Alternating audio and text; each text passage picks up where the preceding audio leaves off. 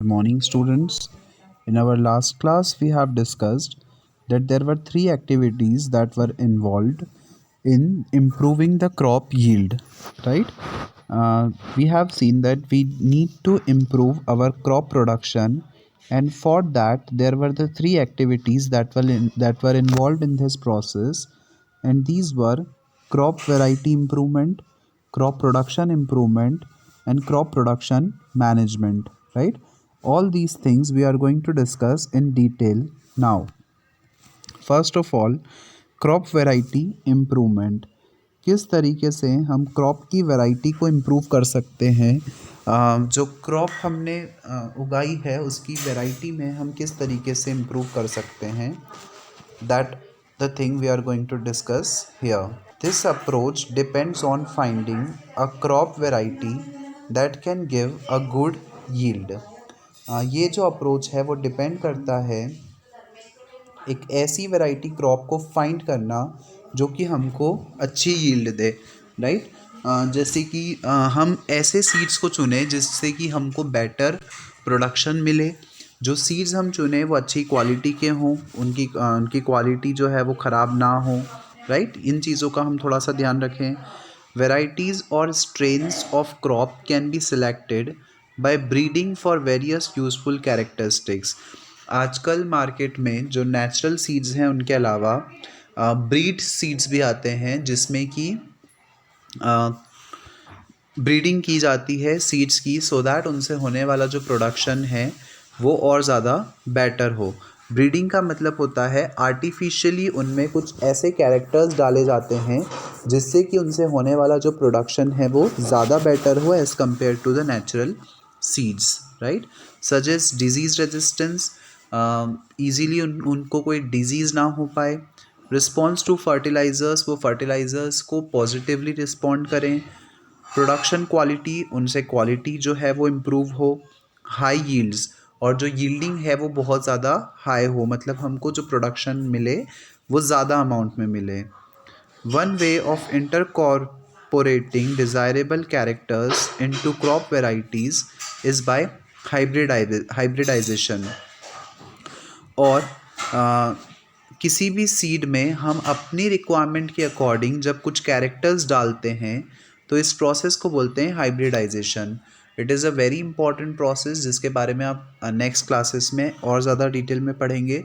But अभी के लिए हम सिर्फ इतना समझेंगे कि जब सीड्स में हम अपनी अकॉर्डिंग कोई कैरेक्टर्स डालना चाहते हैं तो इस प्रोसेस को बोला, जब हमने आर्टिफिशियली उसमें कुछ क्वालिटीज़, कुछ कैरेक्टर्स ऐड किए तो इस प्रोसेस को बोला जाता है hybridization. Okay, hybridization refers to crossing between genetically dissimilar plants.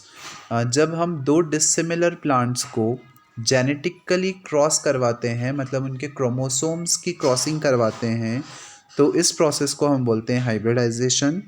This crossing में बी इंटरवेराइटल, ये जो क्रॉसिंग है वो इंटरवेराइटल भी हो सकती है, मतलब अलग अलग वैरायटी के सीड्स भी हो सकते हैं between different varieties. Inter specific between two different species of the same genus. दो इंटर स्पेसिफिक क्वालिटी के जो प्लांट्स होते हैं या जो सीड्स होते हैं उनकी भी हम हाइब्रिडाइजेशन करवा सकते हैं। और इंटरजेनेरिक बिटवीन डिफरेंट जेनेरा, दो अलग अलग जीन्स के प्लांट्स की भी हम एक साथ क्रॉपिंग करवा सकते हैं। Another way of improving the crop is by introducing a gene that would provide the desired characteristics. और हाइब्रिडाइजेशन के अलावा एक और तरीका होता है जिससे कि हम प्रोडक्शन को इम्प्रूव कर पाएँ, वो ये कि हम उस किसी भी पर्टिकुलर सीड में एक ऐसा जीन इंट्रोड्यूस कर दें जिस जीन से हमको उसमें डिज़ायर्ड कैरेक्टरिस्टिक्स देखने को मिले। मतलब अगर हम चाहते हैं कि प्लांट जो है वो टॉल हो तो हम उसमें टॉल वाला जीन जो होता है वो इंट्रोड्यूस कर दें, या अगर हम चाहते हैं कि जो फ्रूट्स हैं दैट मस्ट बी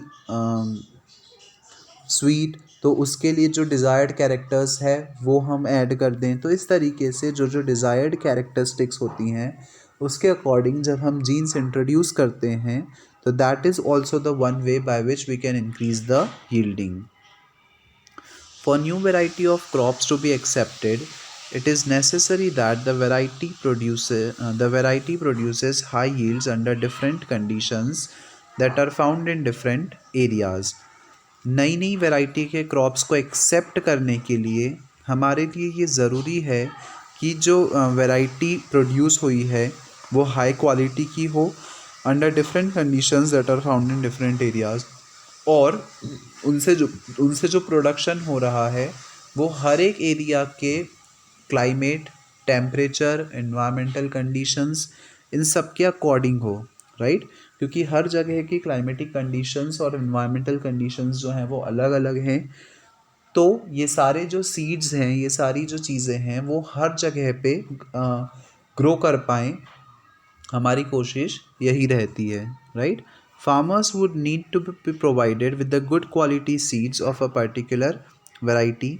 फार्मर्स जो हैं उनको गुड क्वालिटी सीड्स मिलने चाहिए ताकि उनका जो प्रोडक्शन हो वो ज़्यादा अच्छा हो सके। That is the seeds should be of the same variety and germinate under the same conditions। जो सीड्स हों वो सारे सेम क्वालिटी के हों और वो सेम कंडीशंस में जर्मिनेट करें, राइट। मतलब ऐसा ना हो कि एक सीड को ज़्यादा टेम्परेचर की रिक्वायरमेंट है, दूसरे सीड को कम टेम्परेचर की रिक्वायरमेंट है। तो उस केस में कोई एक सीड तो अच्छे से ग्रो कर पाएगा लेकिन जो दूसरा सीड है वो प्रॉपरली ग्रो नहीं कर पाएगा, राइट। इसलिए सारे सीड्स जो सेम वैरायटी के हों, सबकी जर्मिनेशन की कंडीशंस जो हैं वो सेम हों, ऐसे क्रॉप्स हमको सिलेक्ट करने चाहिए। Cultivation practices and crop yield are related to weather, soil quality and availability of water. Cultivation की जो प्रैक्टिसेस होती हैं, मतलब किस तरीके से क्रॉप का कल्टीवेशन होना चाहिए, किस तरीके से क्रॉप की यील्डिंग होना चाहिए, ये सब चीज़ें किस पे डिपेंड करती हैं? वेदर पे, सॉइल की क्वालिटी पर एंड अवेलेबिलिटी ऑफ वाटर, कि क्रॉप को वाटर कितनी क्वांटिटी में अवेलेबल है।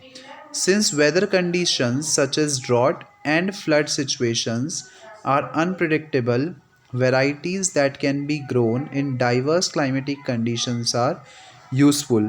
अब हमको पता है कि जो ड्रॉट है और फ्लड है ये सिचुएशंस अनप्रिडिक्टेबल होती हैं, राइट। हम नहीं पता लगा सकते हैं कि किसी जगह पे अगर ड्रॉट आने वाला है या फ्लड आने वाला है। हम एक उसका एक्चुअली प्रिडिक्शन तो लगा सकते हैं बट हम श्योरली नहीं बोल सकते हैं कि किसी जगह पे ड्रॉट आएगा ही सही या फ्लड आएगा ही सही, राइट। तो हम ये चीज़ प्रेफर करते हैं कि हम ऐसा प्रोडक्शन, ऐसे क्रॉप्स लगाएं जो कि हर कंडीशंस में ग्रो कर पाएँ, राइट। चाहे क्लाइमेटिक कंडीशंस कितनी भी डाइवर्स हों, कितनी भी फेवरेबल नहीं हो, बट जो क्रॉप है वो इजीली उनमें ग्रो कर पाए, ये हमारी कोशिश होती है। Similarly varieties tolerate to high soil salinity have been developed. आपको पता है जो सॉइल में जब सलाइन वाटर मिल जाता है, ओशन वाटर या सॉल्टी वाटर, तो वो सॉइल के न्यूट्रिएंट्स को कम कर देता है, राइट। तो हमारी कोशिश ये भी रहती है कि जो हमने वैरायटी हम ग्रो कर रहे हैं वो सॉइल की सैलिनिटी को टॉलरेट कर पाए, राइट। मतलब उसकी सैलिनिटी को बेयर कर पाए, उससे वो डैमेज ना हो। Some of the factors for which variety improvement is done are, कुछ ऐसे फैक्टर्स जिनमें वैरायटी इम्प्रूवमेंट हमको देखने को मिलता है, वो फैक्टर्स हैं। सबसे पहले हायर यील्ड, मतलब हायर यील्ड का मतलब क्या, कि जो प्रोडक्शन है वो बहुत ज़्यादा हाई हो। To increase the productivity of crop per acre crop production का इंक्रीमेंट जब होता है तो उसको बोला जाता है हाई यील्डिंग। इम्प्रूव्ड क्वालिटी, जो क्वालिटी है वो इम्प्रूव्ड हो। Quality considerations of crop products vary from crop to crop, जो क्वालिटी कंसिडरेशंस होते हैं वो क्रॉप टू क्रॉप वेरी करते हैं। कुछ क्रॉप्स की क्वालिटी बहुत ज़्यादा अच्छी होती है, कुछ की उतनी अच्छी नहीं हो सकती है, थोड़ी कम होती है। Baking quality is important in wheat, wheat में जो बेकिंग क्वालिटी होती है वो इम्पॉर्टेंट होती है। Protein quality in pulses, pulses में प्रोटीन क्वालिटी इम्पॉर्टेंट होती है। Oil quality in oil seeds में ऑयल क्वालिटी इम्पॉर्टेंट होती है। And preserving quality in fruits and vegetables. और फ्रूट्स और वेजिटेबल्स में जो प्रिजर्विंग क्वालिटी होती है वो इम्पॉर्टेंट होती है, राइट। कि जो फ्रूट्स और वेजिटेबल्स हैं वो ज़्यादा समय के लिए प्रिजर्व्ड रहे, वो ख़राब ना हो जल्दी से। ये चीज़ें ज़रूरी होती हैं जब हम किसी भी क्रॉप को ग्रो करते हैं, right. Now biotic and abiotic resistance. Crops production can go down due to biotic diseases, insects and nematodes. जो क्रॉप प्रोडक्शन है वो कम हो सकता है due to the biotic factors, right. हो सकता है किसी बीमारी के कारण, किसी इंसेक्ट्स के कारण या नेमाटोड्स के कारण। इन सब कारणों से हो सकता है कि जो क्रॉप का प्रोडक्शन है वो कम हो जाए। एंड एबायोटिक फैक्टर्स कौन कौन से हो सकते हैं? Drought, salinity, water logging, heat, cold, frost. इन सब कारणों से हो सकता है कि जो प्रोडक्शन है वो कम हो जाए, क्रॉप जो है वो डैमेज हो जाए, ख़राब हो जाए। Stresses under different conditions, varieties resistant to these stresses can improve the crop production. और अगर हमने जो क्रॉप सो की है, जो क्रॉप उगाई है, अगर वो इन सारे कंडीशंस को ओवरकम कर पाती है, इन सब को वो इजीली टॉलरेट कर पाती है, रेजिस्ट कर पाती है, तो हम क्रॉप प्रोडक्शन को इम्प्रूव कर सकते हैं, राइट। तो जब भी हम क्रॉप प्रोडक्शन की या क्रॉप इम्प्रूवमेंट की बात करेंगे तो वहाँ पे हमको बायोटिक और एबायोटिक रेजिस्टेंस का ध्यान देना है। क्वालिटी जो है वो इम्प्रूव्ड हो, उस चीज़ का ध्यान देना है। And the next is change in maturity duration. अब हर एक प्लांट को मैच्योर होने में अलग अलग समय लगता है। कुछ प्लांट जल्दी मैच्योर हो जाते हैं, जल्दी पक जाते हैं, कुछ को जल्दी ग्रो कर जाते हैं, कुछ को ग्रो करने में टाइम लगता है। The shorter the duration of the crop from the sowing to harvesting, the more economical is the variety. जितना जल्दी कोई क्रॉप ग्रो हो जाएगी, मतलब जितना कम समय उसको चाहिए होगा कंप्लीटली ग्रो करने के लिए, उतनी ज़्यादा वो क्रॉप हमारे लिए इकोनॉमिकल रहेगी, मतलब उतनी ज़्यादा वो क्रॉप हमारे लिए फ़ायदेमंद रहेगी। Such short durations allow farmers to grow multiple rounds of crops in a year. और इसीलिए ये जो शॉर्ट ड्यूरेशन क्रॉप्स हैं वो फार्मर्स को अलाउ करती हैं कि वो एक साल में मल्टीपल क्रॉप्स ग्रो कर लें, राइट। मतलब जो फार्मर्स हैं वो इस तरह की क्रॉप्स ग्रो करते हैं कि वो साल भर में 3 या 2 तरह की क्रॉप्स को ग्रो कर पाएँ।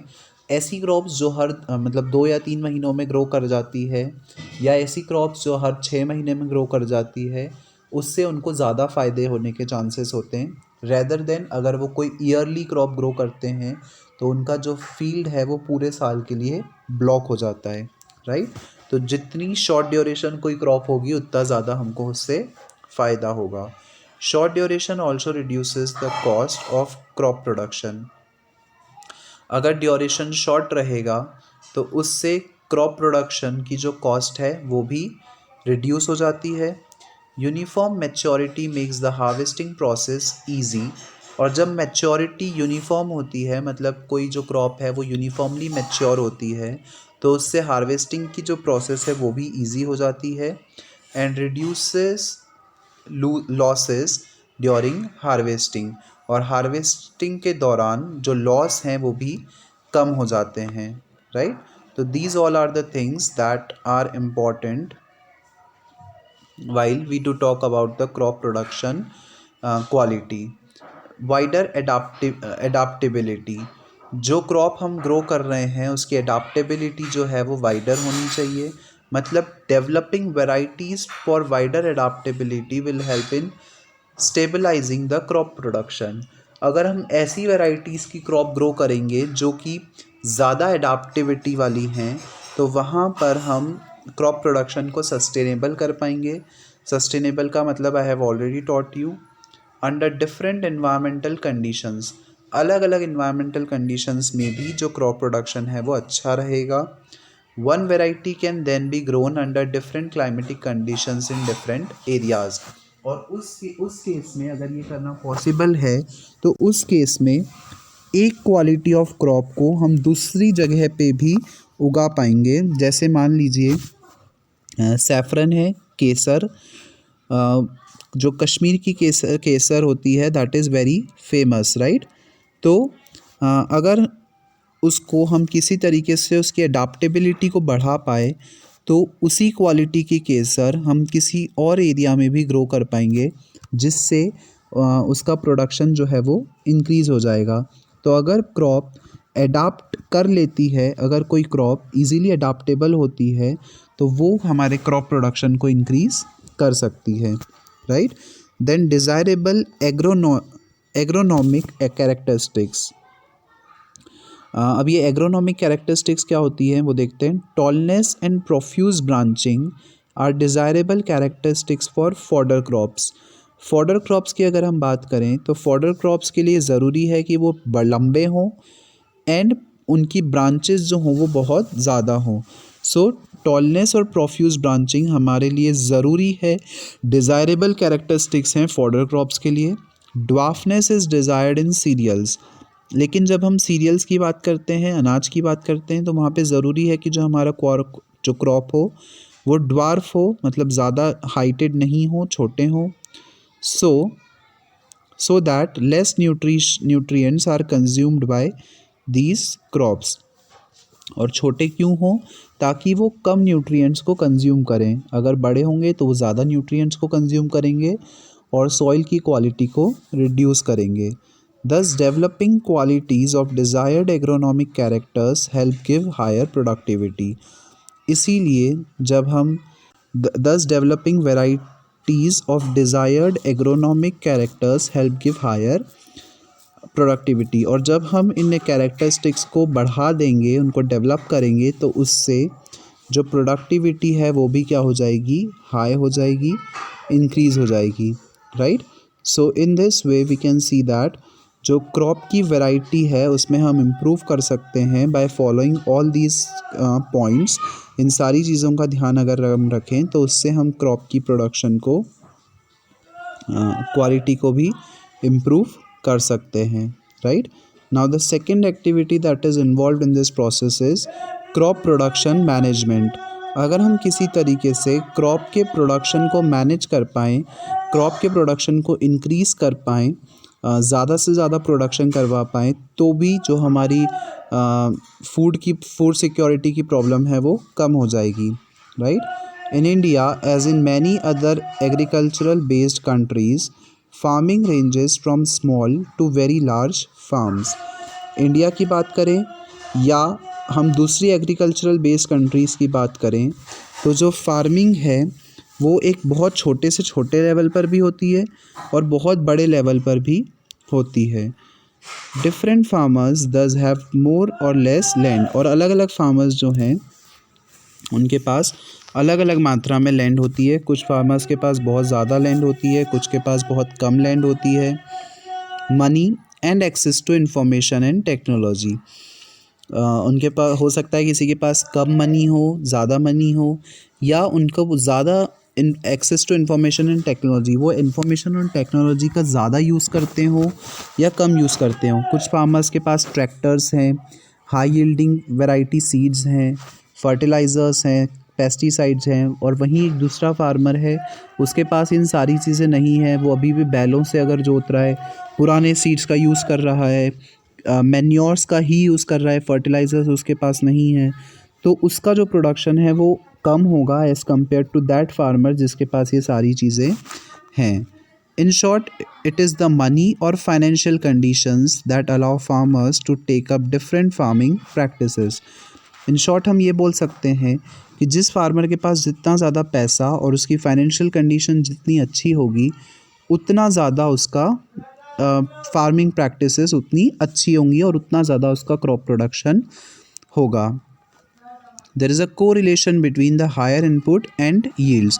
ऑब्वियस सी बात है, आप जितना ज़्यादा इनपुट देंगे आपको उतना ज़्यादा आउटपुट मिलेगा, राइट। अगर कोई फार्मर ज़्यादा इन्वेस्ट कर रहा है तो उसका प्रोडक्शन भी ज़्यादा होगा, जिससे उसको प्रॉफिट भी ज़्यादा होगा। और वहीं एक दूसरा फार्मर है जो कि कम प्रोडक्शन कर रहा है तो उसका प्रॉफिट भी कम होगा, right. Thus, the farmer's purchasing capacity for inputs decides cropping system and production practices. एक फार्मर की जो परचेसिंग कैपेसिटी होती है कि कितना वो परचेस कर सकता है किसी भी इनपुट के लिए, ये डिसाइड करती है उसका क्रॉपिंग सिस्टम और उसकी प्रोडक्शन प्रैक्टिसेस, राइट। कि वो किस तरीके से क्रॉपिंग कर सकता है और प्रोडक्शन के लिए वो किन किन प्रैक्टिसेस को फॉलो कर सकता है। Therefore production practices can be at a different levels. इसीलिए जो प्रोडक्शन प्रैक्टिसेस होती हैं वो एक डिफरेंट लेवल पे होती हैं। They include no cost production. कुछ ऐसी प्रैक्टिसेस होती हैं जो कि नो कॉस्ट प्रोडक्शन में आती हैं, कुछ लो कॉस्ट में आती हैं और कुछ हाई कॉस्ट में आती हैं, राइट। और इन तीनों का ही जो आउटपुट होगा वो अलग अलग होगा। नो कॉस्ट है तो आउटपुट भी कम होगा, लो कॉस्ट है तो उससे थोड़ा सा ज़्यादा, और हाई कॉस्ट है तो सबसे ज़्यादा, right. Now the third point that we are going to discuss here is nutrient management, right. Sorry, इसी का हम फर्स्ट पॉइंट डिस्कस करते हैं। क्रॉप प्रोडक्शन मैनेजमेंट में भी अब एक पॉइंट आ गया, that is the nutrient management. किस तरीके से हम न्यूट्रिशंस को मैनेज कर सकते हैं, that thing we are going to discuss here. Just as we need food for development, growth and wellbeing, plants also require nutrients for growth. जिस तरीके से हमको फूड की रिक्वायरमेंट होती है, हमको न्यूट्रिशन की रिक्वायरमेंट होती है हमारी बॉडी ग्रोथ के लिए, हमारी डेली लाइफ के लिए, उसी तरीके से प्लांट्स को भी रिक्वायरमेंट होती है न्यूट्रिशंस की, so that they can grow. Nutrients are supplied to plants by air, water and soil. और प्लांट्स को ये न्यूट्रिएंट्स कहाँ से मिलते हैं? एयर से, वाटर से या सॉइल से। There are 16 nutrients which are essential for plants. ऐसे 16 न्यूट्रिएंट्स होते हैं जो कि प्लांट्स के लिए बहुत ज़रूरी होते हैं। Air supplies carbon and oxygen, hydrogen comes from water and soil supplies the other 13 nutrients to the plants. आपको पता है कि प्लांट्स को कार्बन डाइऑक्साइड और ऑक्सीजन की रिक्वायरमेंट होती है। तो जो एयर होती है जिसमें से कि प्लांट कार्बन डाइऑक्साइड लेता है, तो वहाँ से उसको कार्बन और ऑक्सीजन मिल जाता है, because you know that carbon dioxide का फॉर्मूला होता है CO2। तो वहाँ से उसको कार्बन और ऑक्सीजन दोनों मिल गया। ऑल्सो हाइड्रोजन उसको वाटर से मिल जाता है, H2O। एंड सॉइल जो है वो उसको बाकी के 13 न्यूट्रिएंट्स सप्लाई करता है। प्लांट को टोटल 16 न्यूट्रिएंट्स की रिक्वायरमेंट होती है, जिसमें से हाइड्रोजन, कार्बन और ऑक्सीजन उसको कार्बन डाइऑक्साइड और वाटर से मिल जाता है। Amongst these 13 nutrients, 6 are required in large quantities। और इन 13 न्यूट्रिएंट्स में से 6 ऐसे न्यूट्रिएंट्स हैं जो उनको बहुत ज़्यादा क्वांटिटी में चाहिए होते हैं, and therefore are called as macro nutrients. और इसीलिए हम उनको बोलते हैं मैक्रो न्यूट्रिएंट्स। और जो बाकी के 7 न्यूट्रिएंट्स होते हैं वो उनको कम क्वांटिटी में चाहिए होते हैं, स्मॉल क्वांटिटी में चाहिए होते हैं, और इसीलिए उनको बोला जाता है माइक्रो न्यूट्रिएंट्स। तो जब ज़्यादा न्यूट्रिएंट्स चाहिएंगे तो मैक्रो, और कम न्यूट्रिएंट्स चाहिए होंगे तो micro, right. If we see the table, तो यहाँ से हमको पता चल जाएगा कि जो जो न्यूट्रिएंट्स उनको चाहिए होते हैं उनका सोर्स क्या होता है। हमने देखा कार्बन और ऑक्सीजन एयर से मिल गया, हाइड्रोजन ऑक्सीजन वाटर से मिल गया।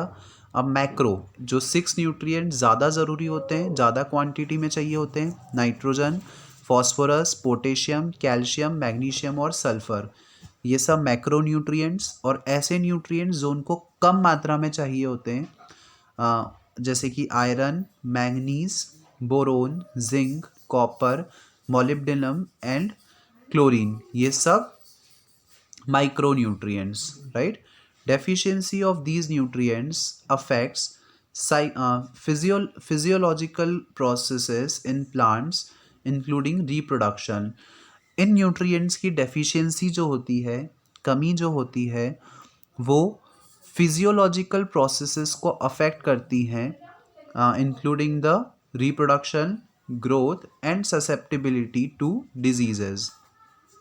अगर प्लांट्स को ये सारे न्यूट्रिशन इनफ क्वांटिटी में नहीं मिल पाएंगे तो उनकी ग्रोथ पे अफेक्ट होगा, उनके रिप्रोडक्शन पे अफेक्ट होगा और उनकी डिजीज़ेस को ससेप्टिबिलिटी पे अफेक्ट होगा, मतलब वो डिजीज़ेस से लड़ नहीं पाएंगे and they will died. To increase the yield, the soil can be enriched by supplying these nutrients in the form of manures and fertilizers. और प्रोडक्शन को इंक्रीज करने के लिए, यील्डिंग को इंक्रीज करने के लिए जो सॉइल है उसको एनरिच किया जाता है, मतलब उसमें न्यूट्रिएंट्स को बढ़ाया जाता है उसको बाहर से मैन्योर्स और फर्टिलाइजर्स देकर. आपको पता है जब हम प्लांट्स में खाद डालते हैं, मैन्योर्स डालते हैं, सो बेसिकली हम वो मैन्योर क्यों डाल रहे हैं? ताकि जो क्रॉप जो सॉइल है उसके न्यूट्रिएंट्स इंक्रीज हो जाएं और जो हमारे प्लांट की प्रोडक्शन है, क्रॉप की प्रोडक्शन है, वो इंक्रीज हो जाएं. Right. Our environment from excessive use of fertilizers, our environment from the excessive use of fertilizers. Using biological waste material is also a way of recycling from farm waste. जो हमारे biological waste होता है, मतलब हमारे घरों में से जो फूड वेस्टेज निकलता है, उन सभी को, जो वेजिटेबल पील्स होते हैं, फ्रूट पील्स होते हैं, और जो खाना बचा हुआ होता है, वो सारा हो जाता है हमारा बायोलॉजिकल वेस्ट. अगर हम वो सब भी सॉइल में डालेंगे तो उससे भी सॉइल की जो प्रोडक्टिविटी है, वो जो सॉइल के न्यूट्रिएंट्स हैं, वो इंक्रीज होते हैं. Based on the kind of biological method used, manure can be classified as. अगर हम जिस तरह के बायोलॉजिकल मटेरियल्स का हम यूज़ करेंगे उससे हम मैन्योर को कुछ पार्ट्स में डिवाइड कर सकते हैं. And what are these, that let us see. First one is the compost and vermi compost. Compost क्या होती है और वर्मी कंपोस्ट क्या होती है वो समझते हैं. The process in which farm waste material like life stock excreta, cow dung etcetera, vegetable waste, animal refuse, domestic waste, sewage waste, straw, eradicated weeds, etc. is decomposed in pit is called composting. आपने पहले भी पढ़ा होगा compost और vermi compost क्या होता है. जब हम हमारा बायोलॉजिकल वेस्ट जो होता है, जो बायोडिग्रेडेबल होता है, इसमें काउडंग आ गया, वेजिटेबल वेस्ट आ गया, एनिमल के रिफ्यूज़ी आ गई, डोमेस्टिक वेस्ट हो गया, स्ट्रॉ इरेडिकेटेड वीड्स हो गए. जब इस तरह के वेस्ट को आप एक एक पिट में डाल देते हो, एक पिट में उसको कलेक्ट कर लेते हैं, तो उसको बोला जाता है composting. The compost is rich in organic matter and nutrients. जो कंपोस्ट होता है वो ऑर्गेनिक मैटर और न्यूट्रिएंट्स में भी रिच होता है. Compost is also prepared by using earthworms to hasten the process of decomposition of plants and animal refuse. जो कंपोस्ट होता है उसको हम अर्थवॉर्म का भी यूज़ किया जाता है. अर्थवॉर्म से क्या होता है, ये जो डीकम्पोजिशन की प्रोसेस है वो इंक्रीज हो जाती है. मतलब जो आपने वेस्ट मटेरियल एक पिट में डाला है वो जल्दी जल्दी डीकम्पोज होगा और जो आपकी मैन्योर है वो ज़्यादा जल्दी बनेगी. और जब हम अर्थवॉर्म का यूज़ करते हैं हमारी मैन्योर को बनाने के लिए, तो इस प्रोसेस को बोला जाता है वर्मी कंपोस्ट. राइट. जब हमने उनको सिंपली डंप कर दिया तो दैट इज़ कंपोस्टिंग. और जब आपने अर्थवॉर्म का यूज़ किया उनकी कंपोस्टिंग को फास्ट करवाने के लिए, तो that is called as vermi composting. Right. Now green manure क्या होती है.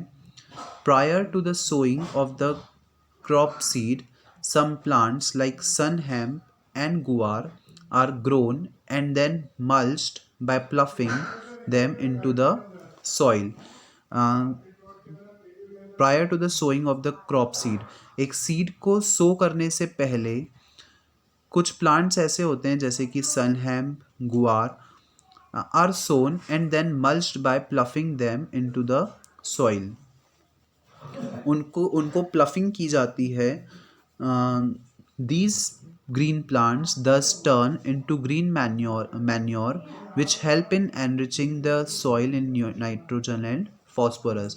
और जब उनकी प्लफिंग की जाती है तो वो एज अ मैन्योर बिहेव करते हैं सॉइल के लिए और वो सॉइल को न्यूट्रिशंस देते हैं, that is the nitrogen and phosphorus. Right. तो इस तरीके से कंपोस्टिंग और vermi composting and green manure, इन दोनों से हम उसकी प्रोडक्शन को इंक्रीज कर सकते हैं, right? So that's all for today's class, students. The further topics we will study in the next lecture. Thank you.